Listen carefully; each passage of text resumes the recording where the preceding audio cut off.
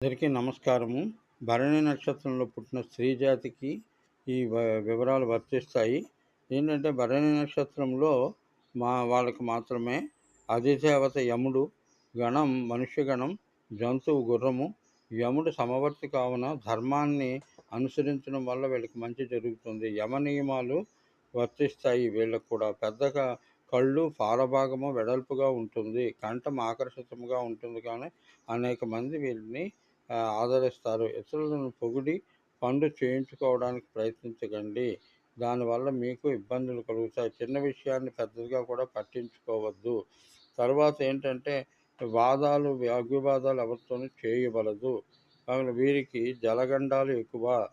జల సంబంధిత రోగాలు కూడా ఎక్కువగా వస్తాయి. పొగడ్తలకు పొంగిపోకండి. శుక్ర ఆరాధన మంచిది. తర్వాత లక్ష్మీ ఆరాధన కూడా మంచిది. వీరికి మామగారి వల్ల చాలా ఇబ్బందులు ఉంటాయి.